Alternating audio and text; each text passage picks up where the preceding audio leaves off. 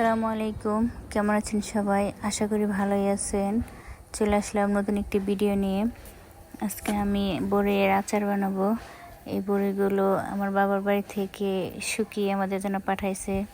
আমরা বড়ির সময় যেতে পারি নাই, সেই জন্য আমার আম্মা এগুলো শুকাই রাখছিল, যে সেগুলো আমি এখন আচার বানাইতেছি।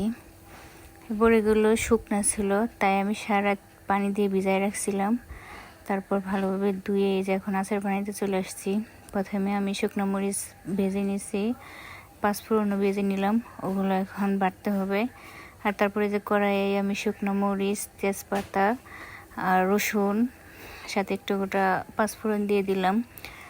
গোটা পাঁচফোড়ন দিলে ঘ্রাণটা অনেক সুন্দর আসে আচারের, তাই দিয়ে দিলাম। এই যে এখন এখানে আমি বড়িগুলো দিয়ে দিলাম। বড়িগুলো যেহেতু শুকনো ছিল, এটা একটু নাড়াচাড়া বেশি করে করতে হবে, যাতে সবগুলো বড়ই গলে যায়। আর যারা যারা আমার খেতে চায় তারা ওইভাবে রাখতে পারে, সমস্যা নেই। আমার এগুলো ভেঙে ভেঙে দিতে বেশি ভালো লাগে, তাই এগুলো আমি ভেঙে দিলাম। এই যে এখন কিছুক্ষণ নাড়াচাড়া করার পর এখানে আমি যা যা মশলা লাগে সেগুলো দিয়ে দিতেছি। প্রথমে লবণ দিয়ে দিছি, তারপরে হলুদের গুঁড়া, মরিচের গুঁড়া দিয়ে দিছি। এখন এগুলোকে দিয়ে ভালোভাবে নাড়াচাড়া করে নিতে হবে। এগুলোকে ভালোভাবে নাড়াচাড়া করে মিশিয়ে নিতে হবে। আচারটা যত বেশি জাল হবে খেতে তত বেশি মজা হবে। প্রতিবার আমার অনেক বড়ির আচার বানানো হয়, কিন্তু এবার খুব অল্প বানানো হইতেছে। এই যে তারপর পরিমাণ মতো যার যতটুকু চিনি লাগে দিয়ে দিবেন। আমি আগে আরও একটু চিনি দিয়েছিলাম, সেটা দেখাতে মনে নাই। তারপর আমার আরও একটু চিনি লাগবে বলে মনে হলো, তাই আমি আরও একটু চিনি দিয়ে দিলাম।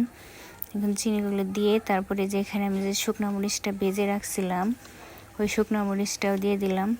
আমরা একটু ঝাল খেতে পছন্দ করি আচারে, তাই মরিচের একটু বেশি দিছি।